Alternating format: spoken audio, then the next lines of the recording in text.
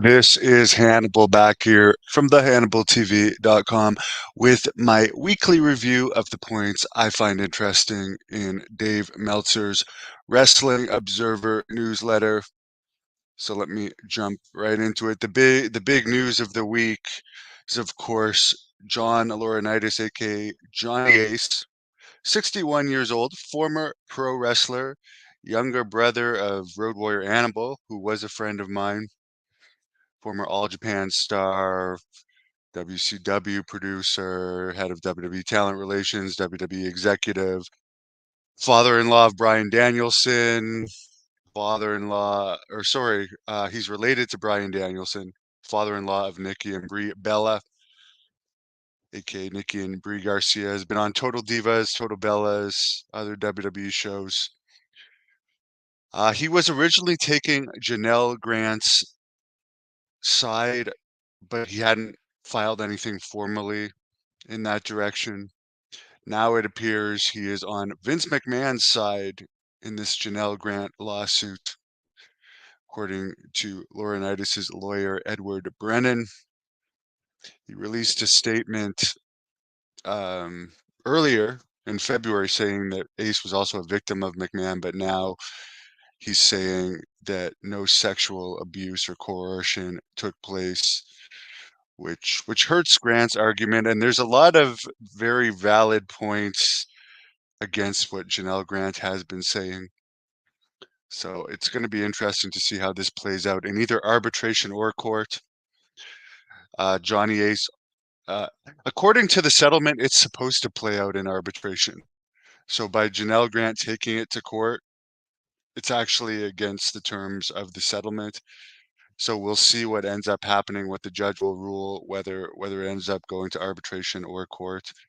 But it's not good for Grant's side that Laurinaitis has uh, has taken Vince's side. And there's a lot of weird stuff about Grant. One of the main weird things is there's only two pictures of her on the internet, both when she was young. There's no pictures of her in her 40s, which she's in now, on the internet. So they're trying to really paint her as this innocent young woman, which, again, the truth is going to come out in court. They also tried to paint her that she was destitute, living in an apartment that used to be one of Trump Towers, and now it's called the Park Tower. Each apartment building worth millions, and they also left out that she was apparently living with a very rich lawyer at the time all this was happening. But we'll let that play out in court. The WWE's first pay-per-view since WrestleMania this weekend at the 16,000 seat LDLC Arena in Lyon, France. They're also doing SmackDown there tonight.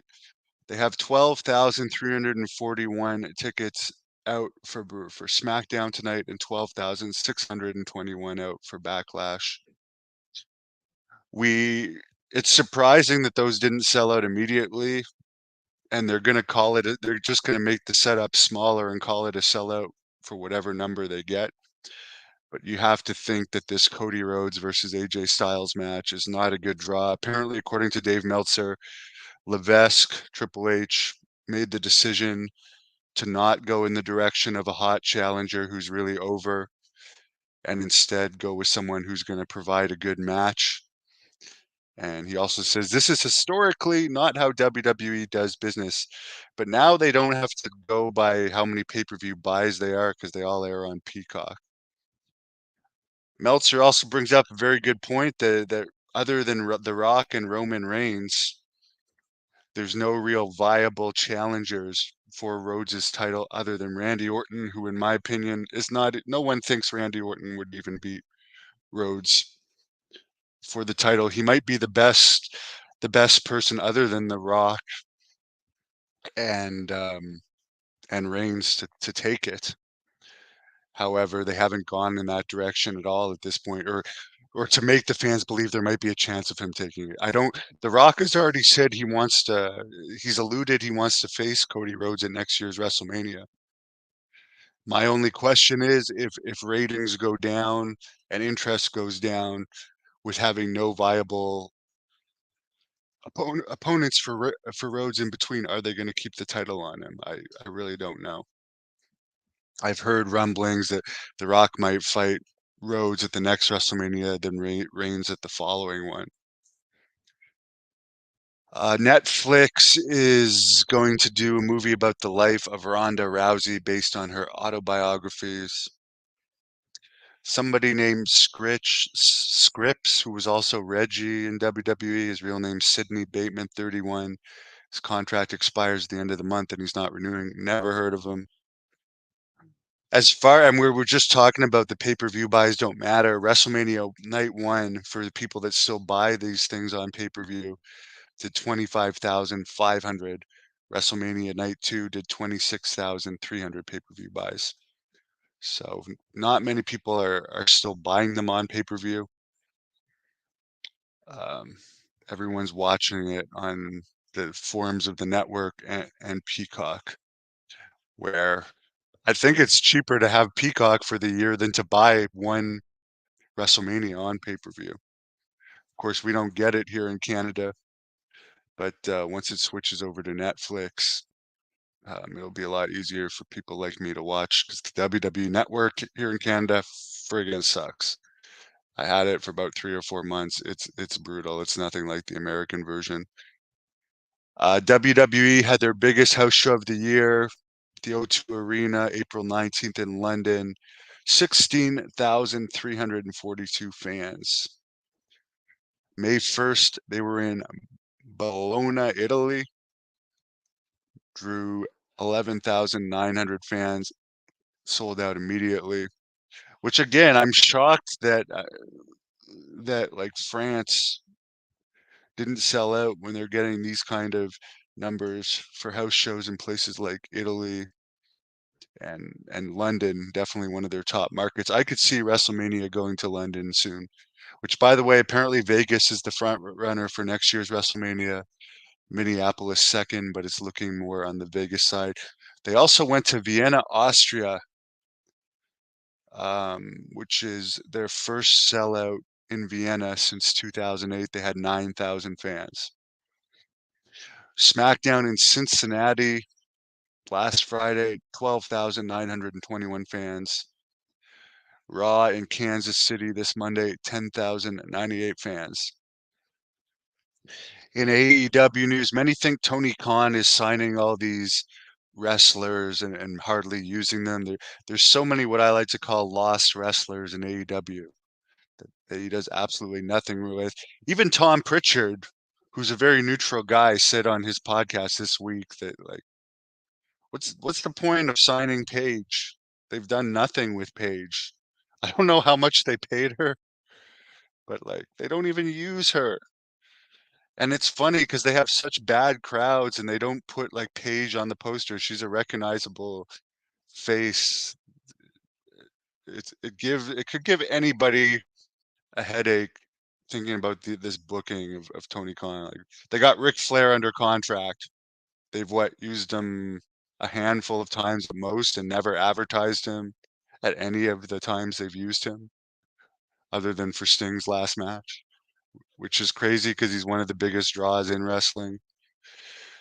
Uh, Apparently, most people feel that Tony Khan's indie quote unquote chat room booking mindset is catering to small audiences rather than the mainstream public. Morale is low among wrestlers. A lot of members of the roster are frustrated. Public opinion of Tony Khan is an unlikable, spoiled rich kid. He's constantly taking shots at WWE. AEW's deal with DAZN, which was streaming in 42 countries in Europe and Africa, was canceled by DAZN at the end of the year very quietly. They did have a 3-year deal, which DAZN cut short due to underperformance, is what they said. They cut it, so they didn't perform well enough to keep it. It aired Dynamite, Rampage, Collision, along with some pay-per-views. Mercedes Moné for her debut in Boston. It has come out that they comped 2,383 tickets, which is a lot of tickets to comp. Again, they're at the Boston thing, supposed to be Mercedes Moné's big debut. They had to comp over 2,000 tickets. Ethan Page, who pretty much did nothing memorable in AEW and wasn't being used much, um, was taken off the AEW's roster page. Powerhouse Hobbs suffered a right knee injury April 24th in his match with Jon Moxley. I think he's going to need surgery. AEW has signed Camille from the NWA. She's 31 years old, former NWA champion, as if they need more people on their roster. April 27th, AEW Collision, Rampage, and Ring of Honor tapings from Jacksonville, where it was free for any member of the military to go watch. Had 2,386 tickets. The May 1st AEW Dynamite and Rampage in Winnipeg had about 4,000 tickets out. Last time they came to Winnipeg, they had 7,500 tickets. It only did a 0.24 rating. In other wrestling news, the biggest attended event in Japan last week was Stardom, which had 2,735 fans, which goes to show you uh, wrestling is not that big in Japan right now. Billy Corgan's reality show, Adventures in Carneyland, will air on the CW app later this month. Again, he was originally saying, I actually like Billy Corgan, but I don't know why he made the big deal about NWA signing with a quote unquote major TV network and like making everyone think they're going to get a TV deal, then only ending up on the app. Which it seems like since they've gone on the app, the buzz, if there was any buzz about NWA since being on the app, it's gone. Ethan Pitt, or I don't know what the hell his name is. Um, Ethan Carter the third, EC3. I think honestly, Trevor Murdoch didn't have much buzz as champion. Zack Ryder didn't have much buzz as champion. Ethan Carter doesn't have much buzz as champion. All this, and Tyrus. As much as people hated Tyrus, they were always talking about him as NWA champion, and he had the belt on that show he's on Fox. So it's like, complain all you want about Tyrus as champion. There was more people watching NWA at that time and more buzz about it. And I wish them luck. I have nothing against them. I like Billy Corgan. I just think that um, all the buzz about the app, not everybody has this app where would they, who knows what they're being paid? Maybe they're getting money. They're probably getting money for all these shows. So that in that way, maybe it's worth it, but less it definitely seems like less people are watching because for instance this is the news about NWA this week. Corgan's reality show is going to be on the app. Like you don't hear anything about the in-ring of NWA anymore. Francis Ngannou's 18-month-old son died for unknown reason in MMA news. Conor McGregor is now part owner of the BKFC, and Conor is supposed to be fighting later this summer for the UFC against Michael Chandler. Grandma Daisy Housepiper, she's doing great. I got a picture of her last night. I'll be seeing her again soon. I'll put the picture up in a second here.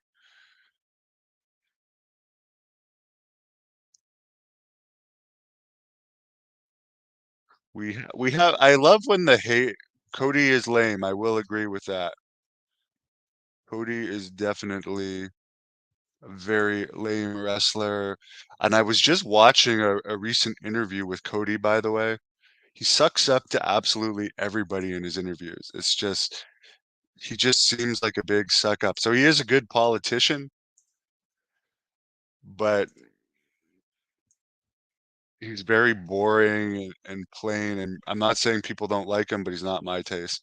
Grandma Daisy, there's Piper last night sleeping. Cute, adorable dog.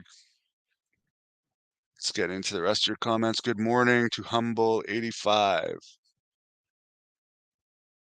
Yes, I will ask Paul Roma about that when I see him in Napanee, Ontario, June the 29th, when he comes for Great North Wrestling. Anyone that doesn't know about that, tickets are on sale now at ticketweb.ca. Mario Mancini, Rene Dupree, Paul Roma are going to be there along with Angel Medina.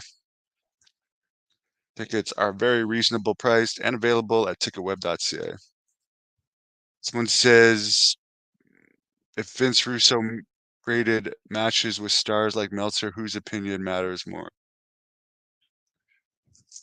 I like both of their opinions, to be honest. I don't care. I don't have the same wrestling taste as Meltzer. I really don't. I find guys like Will Ospreay boring. I find like leg slapping and flips and acrobatics in matches boring. I like my favorite wrestlers are like the Ultimate Warrior, Ric Flair, Undertaker, Hulk Hogan. They sure none of them did any flips. I understand people that like them. He's entitled to his opinion of what he wants to rate matches. He does have a lot of contacts and has a lot of good information. And the time that I met him and interviewed him, he seemed like a really nice guy. I never had any issues with him. I like him.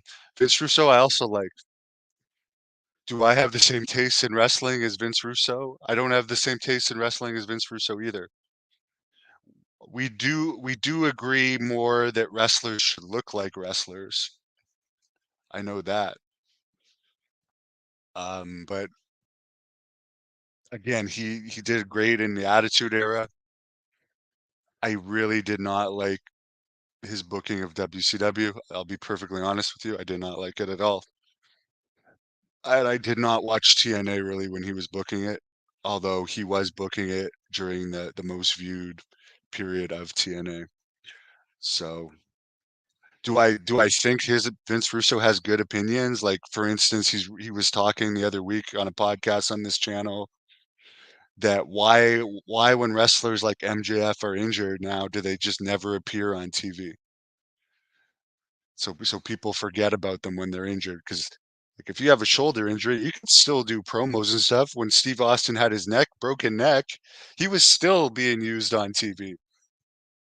And now like a wrestler can get even a minor injury and they'll take him off TV for months. I agree with him on opinions like that.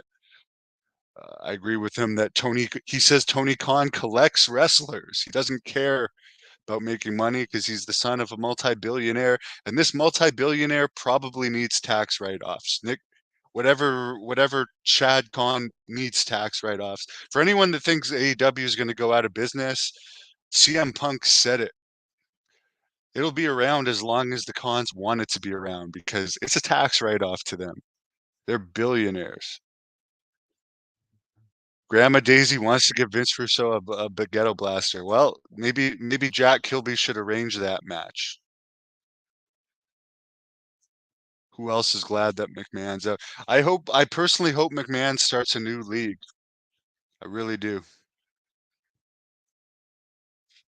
Well, there are lots of wrestlers in WWE on testosterone replacement therapy, which is legal steroids, and AEW, from all I know, although I think it's similar to WCW, they could actually test for stuff, but from my understanding, they don't. So if you actually look at a lot of the guys, and I guess I won't name names, but it's very obvious there's a lot of and again for the part-time guys in WWE, they don't have the same clauses in the contract. I don't think there's that much emphasis on being clean in wrestling anymore. I liked Davey Boy Smith as well, the regular overlord, and I did meet him in my Matt Rats days. Cody has Lex Express vibes. Someone says I really I think you may have made some spelling errors in that one. I don't really understand. Virgil, I haven't wrestled in like I am wrestling June 29th in Napanee, and I am gonna wrestle again. This is like my 25th day in a row without no days off training at the gym. I'm I'm recovering, going through some hell physically and emotionally past 2 years, and I am gonna give wrestling another shot. I think I might be too controversial for those leagues. Even though I would say I'd be in the top 30% of wrestlers for sure if I was in those leagues, as far as ability, look, and look. And if I was one of the lost AEW wrestlers, I would be using that AEW money to promote more Great North Wrestling events and make myself more popular on my own. I wouldn't just be sitting around at home, and I'd be doing crazy interviews. Um, but yeah, no, I wouldn't count on ever going there, but I would love one of those. I think AEW pays a minimum 150 American a year. I mean, to get that to wrestle a handful of times, who would not want that? Or Jake the Snake just re-signed recently. They haven't even used him in months. How great are one of those contracts? So again, I wouldn't expect that, but I am going to be back in wrestling, from doing it for myself. And I'm sure I'm going to be wrestling more over the next few years. XPW already out. XPW is crap. The needle through the private area thing is one of the most disgusting things I've sadly ever saw.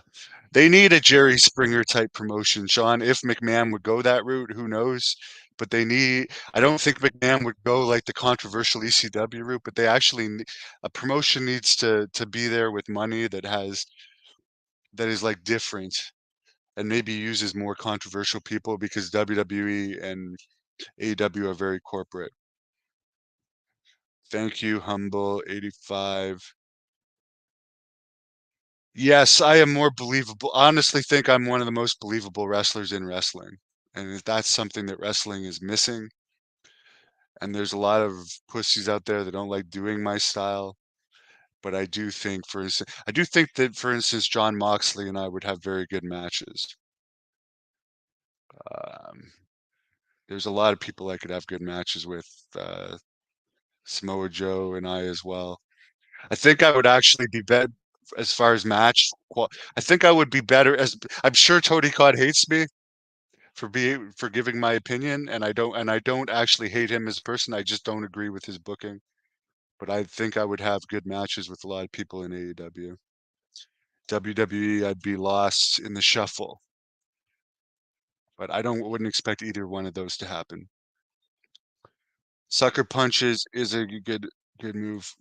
I think Ryback is a dork, a loser. I have no respect for him.